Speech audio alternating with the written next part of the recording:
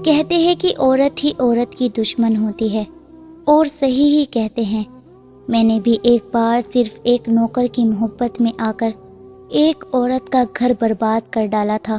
ये उन दिनों की बात है जब मेरी नई नई सरकारी नौकरी लगी थी। मैं एक अपने बड़े से घर में रहती थी। घर के साथ मुझे सर्वेंट क्वार्टर भी मिला था, ताकि मैं अपना कोई भी नौकर रखूं तो उसको रहने की भी जगह दे सकूं। और फिर ऐसा ही हुआ। जब मैंने राहुल को अपने घर में नौकरी के लिए रखा तो मैंने उसे कह दिया कि अपने परिवार को भी लेकर आना। राहुल बहुत खूबसूरत लड़का था। उसे देखो तो इंसान की भूख मिट जाती थी, लेकिन जैसे ही मैं उसे देखती तो वो मुझसे नजरें चुरा लेता। मुझे उसकी ये बात बहुत बुरी लगती थी। हाँ, मैं एक शादीशुदा औरत थी। मेरा पति भी एक सरकारी विभाग में नौकर था। मुझे किसी मर्द का खुद को यूं नजरअंदाज करना अच्छा नहीं लगता था। मेरे ख्याल में तो मैं इतनी खूबसूरत थी कि कोई मुझे नजरअंदाज कर ही नहीं सकता था। फिर आखिर राहुल के पास ऐसी कौन सी परी थी कि जिसको देखने के बाद वे किसी की तरफ भी देखना पसंद नहीं करता था। ये सोच मुझे अजीब सी उलझन में डाल देती थी। एक दिन मैं अपने कमरे में ही थी कि मेरा पति ऑफिस चला गया। मुझे अपने पति पर अक्सर यही शक रहता था कि वे किसी से मिलने जाता है। काफी दिन गुजर गए थे कि वे रात को अक्सर लेट आते और सुबह होते ही चले जाते। मैं इस बात से बड़ी परेशान होती थी, क्योंकि मेरा पति पहले पहल मुझसे बहुत मोहब्बत करता था, लेकिन फिर उसका रवैया मेरे साथ बदलने लगा। इसलिए आज मैं सुबह होते ही ऑफिस के लिए निकलने लगी तो मैंने सोचा कि आज मैं अपने पति के ऑफिस में जाऊंगी, उसकी सारी सच्चाई पता करूंगी। पर आज जैसे ही मैं अपने कमरे से निकली, मुझे सर्वेंट क्वार्टर से रोने की आवाजें आने लगी। मैं अपनी सारी परेशानी भूलकर सर्वेंट क्वार्टर की तरफ दौड़ी कि देखूं तो सही वहां क्या हो रहा है। जैसे ही मैं वहां पहुंची, लड़ाई झगड़े की आवाजें आना बंद हो गई। मैंने आगे बढ़कर अंदर कमरे में झांका तो राहुल और उसकी पत्नी बैठे हंस रहे थे। मुझे देखकर ये दोनों खामोशी से खड़े हो गए। बोले कि माफ कीजिएगा मैडम, हम लोग खेल रहे थे। ऊंचा ऊंचा हंसने की आवाज आपके घर तक भी आई होगी। बस माफ कर दें, आइंदा ऐसा नहीं होगा। राहुल ने ये बात भी बड़े हंसने वाले अंदाज में कही थी, जबकि वह और उसकी पत्नी दोनों मेरे सामने सर झुकाए खड़े थे। मैंने देखा दोनों का सांस फूला हुआ था। वाकई वे काफी देर से एक दूसरे के साथ खेल रहे थे। मुझे उनसे जलन हुई और मुझे उसकी पत्नी से भी जलन होने लगी, क्योंकि राहुल तो खूबसूरत था पर उसकी पत्नी मामूली शक्ल सूरत की मालिक थी। किसी तौर पर भी ये लड़की राहुल के काबिल नहीं थी।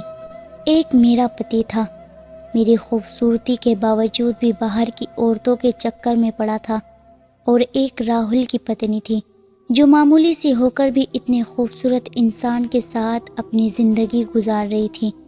मैंने दिल में सोच लिया था कि मैं राहुल को अपना बनाकर रहूंगी और जरूर अपने जाल में फंसाऊंगी। मेरा पति भी तो यही सब कर रहा था, और जब औरत अपने पति की बेवफाई का बदला लेने पर आती है तो वे अपनी शर्म और पवित्रता को भूल भी जाती है। शायद मैं भी ऐसा ही कर रही थी। मैंने राहुल से डायरेक्ट कोई बात नहीं की, लेकिन वे सारा दिन मेरे दिलो दिमाग में रहा। वापसी पर आते हुए मैंने कुछ फल वगैरह लिए। सोचा कि आज राहुल के क्वार्टर में भी कुछ फल वगैरह दे जाऊंगी। इस तरह जरूर वे मेरी तरफ को मुड़कर देखेगा तो सही। वो ये तो सोचेगा कि उसकी मालकिन उस पर क्यों मेहरबान है। पर ऐसा कुछ भी नहीं हुआ। शाम को जब मैंने क्वार्टर पर फल दिए तो उसने अपनी पत्नी से कहा कि मालकिन से फल ले लो, और दूर से ही मेरा धन्यवाद किया। ये देखकर मेरे तन बदन में आग लग गई। मैंने सुबह होते ही उसकी पत्नी को अपने पास सेवा के लिए बुला लिया कि वह यही हसीना थी जिस पर राहुल दिलो जान से फिदा था। मैंने उसे पास बुलाकर उससे बातें पूछना शुरू की। मैंने कहा, प्रिया, क्या तुम्हारा पति कभी तुम्हें दुख देता है, रुलाता है? कहती कि नहीं मालकिन, ऐसा तो सवाल ही पैदा नहीं होता। वे मेरा दीवाना है, उसने मुझे कभी दुख नहीं दिया। वे मुझे हंसाने की कोशिश करता है बस। मैं उसकी बात सुनकर जल भुन गई थी। ऐसा भी क्या है तुम में प्रिया कि वे तुम पर इतना ही दिलो जान से मर मिटा है? वह हंसकर बोली, बस यही नहीं बता सकती मैडम जी, मुझ में कुछ है जिसकी वजह से राहुल मेरा दीवाना है। मैंने हैरत से उसे देखा। काला रंग और भद्दे नैन नक्श, आखिर क्या है तुम में? मैंने शरारत से पूछा था। बस मैडम जी, मैं उसकी बहुत सेवा करती हूँ, कभी उसे खुश करने से पीछे नहीं हटती, और वह मुझे जो कहता है मैं वही करती हूँ। हमारे धर्म ने भी तो हमें यही सिखाया है कि अपने पति के दिल का सुकून बनो, उसकी बेसुकूनी की वजह न बनो। पति के लिए खुशी ऐसी कि वे नजर डालते ही खुश हो जाए। मैंने इसी बात को दिल से लगा लिया है बस मैडम जी, और मेरी जिंदगी तो बस सुकून से भर गई है। मैं अपने पति के साथ इतनी प्यार भरी बातें करती हूँ कि उसे कहीं और देखने का मौका ही नहीं मिलता। मैंने तो अपना सर पीट लिया। वाह प्रिया, तुम तो बड़ी शायराना बातें करती हो, पढ़ी लिखी तो तुम हो नहीं। मैंने उसे नीचा दिखाने के लिए कहा। मैडम जी, मैंने पढ़ाई तो नहीं की, मैंने बस अपने धर्म के बारे में ही किताबें पढ़ी है, लेकिन हमारे बड़े इसी को पढ़ाई कहते हैं। ये बात सुनकर मेरा तो जैसे दिल जल गया था। मैंने भी दिल में ठान ली कि प्रिया का गुरूर तोड़कर रहूंगी। तो क्या तुम्हारा पति कभी किसी औरत की तरफ नहीं देखता? मैंने दिल की संतुष्टि के लिए पूछा। नहीं मैडम जी, किसी और औरत की तरफ देखने का तो सवाल ही पैदा नहीं होता, चाहे वह औरत कितनी ही खूबसूरत क्यों ना हो, उसने गुरूर से इतराते हुए कहा। मैंने दिल में कहा कि मैं तुम्हारे इस गुरूर का इलाज कुछ ही महीनों में कर दूंगी, और फिर मेरे दिल में आग लग गई, जैसे मुझ जैसी बेकार औरत को कोई काम मिल गया था। मैंने कहा कि मैं तुम्हारी खुशियां बर्बाद करके ही रहूंगी, पर मैं बाहर से बहुत मुस्कुरा रही थी। फिर वे अपने घर चली गई और मैं अपने दिन भर के कामों में बिजी हो गई। अगले ही दिन मैंने गाड़ी निकाली और राहुल से कहा कि मेरे साथ बाहर चलो, मुझे ज़रूरी काम है। कुछ गरीब औरतों को सिलाई मशीन देनी है। दरअसल मैं एक ग्रुप के साथ काम कर रही थी जो गरीब और विधवा औरतों को सिलाई मशीन पहुंचाती थी। वे कपड़े सिलाई करके देती थी और इस तरह उनके घर का चूल्हा चलता रहता। मैंने राहुल से कहा कि मैं सिलाई की भारी मशीन खुद नहीं उठा सकती। तकरीबन 3 मशीनें थी जो मुझे अलग अलग घरों में देनी थी। तुम भी आ जाओगे तो मुझको भरोसा रहेगा, मर्द का साथ होना जरूरी है। राहुल ने मेरी बात पर हाँ में सर हिलाया। वह अपनी पत्नी को आंख से इशारा करके वापस बाहर आ गया, क्योंकि वह उसे मेरे सामने अपने साथ लगाकर बाय तो नहीं कह सकता था। बाहर से ही उसे इशारा करके आ गया। गाड़ी में बैठते ही मैंने राहुल से कहा कि तुम तो बड़े ही कच्चे किस्म के मर्द निकले। मेरी बात सुनकर वे चौंक गया। मैं उसकी मर्दानगी पर ठेस पहुंचाना चाहती थी। क्या मतलब है मैडम जी, मैं कच्चा किस्म का मर्द हूँ? आज तक मुझे किसी ने ये बात नहीं कही। प्रिया तो दीवानी है मेरी। वह हंसकर बोला। मैंने उससे कहा कि प्रिया क्यों ना दीवानी हो तुम्हारी, वे तो काली कलोटी और तुम गोरे चिट्टे हो, तुम पर तो कोई भी लड़की फिदा हो सकती है। प्रिया को क्या फर्क पड़ता है कि वे तुम्हारी सेवा करे? मेरी बात सुनकर राहुल गुस्से से बोला, ऐसी बात नहीं है, दुनिया की सबसे खूबसूरत औरत लगती है वो मुझे। मैं तो उसके होते हुए किसी और की तरफ देखना भी पाप समझता हूँ। अच्छा, तो उसमें ऐसी क्या खास बात है जो तुम्हें बहुत पसंद है? मैं ये बातें नहीं करना चाहता मैडम जी, मैं आपकी बहुत इज्जत करता हूँ, लेकिन मैं अपनी पत्नी के बारे में कोई बात नहीं सुनूंगा। उसकी बात सुनकर मैं खामोश हो गई। फिर मैंने सोचा कि मैं इससे और कोई बात नहीं करूंगी। 3 घरों में मशीन पहुंचाने के बाद मैं काफी थक गई थी। मैंने कहा, राहुल तुमको तो ड्राइविंग आती ही नहीं, और मैं ड्राइविंग करते करते थक गई हूँ। मैं होटल में जाकर जरा खाना खाना चाहती हूँ, तुम मेरे साथ चलो। मेरी बात सुनकर राहुल ने साफ मना कर दिया। माफ करना मैडम जी, मैं कभी किसी औरत के साथ बाहर खाना नहीं खा सकता। मेरी पत्नी क्या सोचेगी? अरे वह कौन सा तुम्हें देख रही है? मैंने उसकी हिम्मत बढ़ाई। मैडम जी, देख नहीं रही या देख रही है, उससे कोई फर्क नहीं पड़ता। मैं अपनी पत्नी का वफादार हूँ और हमेशा रहूंगा। उसकी बात सुनकर मैंने अपना सर पकड़ लिया। तो मैं क्या अकेली जाऊंगी? तुम्हें इतनी शर्म नहीं कि तुम अपनी मालकिन को मर्दों से भरे होटल में अकेले भेजोगे? मैंने उसकी गैरत को जगानी चाही तो वह भी जोश में आ गया। ठीक है मैडम जी, आप मेरे साथ चलो, मैं आपके साथ बैठकर खाना खा लूंगा। मैं इस बात पर मुस्कुरा दी। हमने होटल में साथ बैठकर खाना खाया। वह कभी कभी मेरी तरफ एक नज़र डाल देता। मैंने उसकी ये नज़रें देखकर कहा कि राहुल, क्या तुम मेरी तरफ देखना भी गवारा नहीं करोगे? क्या मैं इतनी बुरी हूँ? मेरी बात सुनकर वे दूसरी तरफ चेहरा करके बोला, ऐसी बात नहीं है मैडम जी, मैं आपकी बहुत इज्जत करता हूँ, लेकिन मुझे तो तुम्हारी एक नज़र अपनी तरफ चाहिए। मैंने बड़े खूबसूरत अंदाज में कहा, पर इस पर कोई असर नहीं हुआ। बस मैं वैसी बात नहीं करना चाहता। वे चुप हो गया तो मुझे खुद पर गुस्सा आने लगा। थोड़ी देर बाद हम गाड़ी में जाकर बैठे। उसके चेहरे पर अजीब सी बेचैनी थी। जल्दी घर चलिए मैडम जी, मुझे प्रिया की याद आ रही है। जैसे वे मुझे ये बताना चाह रहा था कि उसे मुझ में कोई दिलचस्पी नहीं है। मैं बुरे से मूड के साथ गाड़ी चलाने लगी। गाड़ी चलाते चलाते मैं न जाने किन ख्यालों में खो गई थी। तभी राहुल ने अचानक चौंक कर मेरी तरफ देखा तो मुझे लगा कि ये इसकी वैसी ही नजरें हैं जैसे मैं उस पर डालती हूँ, पर उसकी नजरों में तो डर था। सामने आने वाली गाड़ी की वजह से वह मुझे इशारे कर रहा था कि मैं गाड़ी ध्यान से चलाऊं, मगर मुझसे गाड़ी रुक न सकी और यूं हम दोनों की गाड़ी एक ट्रक के साथ जा लगी। बस फिर क्या था, मुझे कोई होश नहीं रहा। जब मेरी आंख खुली तो मैं अपने कमरे में नहीं थी, बल्कि ये कोई और कमरा था। मैं सफेद पट्टियों में लिपटी हुई थी। मैंने आंखें खोलकर देखा तो आसपास कमरे में कोई भी नहीं था।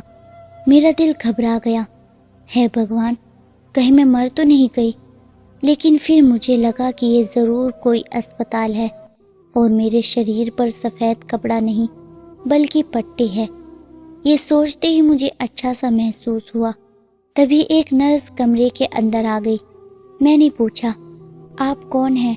बोली कि आपको इस अस्पताल में एडमिट किया गया है क्योंकि आप दोनों का एक्सीडेंट हो गया था। आप हस्बैंड वाइफ है क्या? उसने पूछा तो मैंने नहीं में सर हिला दिया। नहीं, हस्बैंड वाइफ नहीं है, वे तो मेरा नौकर है। मेरी बात सुनकर उसने सुख का सांस लिया और बोली, थैंक गॉड, मैं आपके हस्बैंड को फ़ोन करके खबर देती हूँ। आप उनका नंबर मुझे बता दें। नर्स ने मुझसे मेरे पति का नंबर लिया और फौरन ही जाकर मेरे पति को बुला दिया था। मुझे अपने पति से ज़्यादा इस बात की फिक्र थी कि कहीं उसे कुछ ना हो गया हो। वे बेचारा तो मेरे साथ काम करवाने आया था। थोड़ी देर में मेरे पति भी आ गए।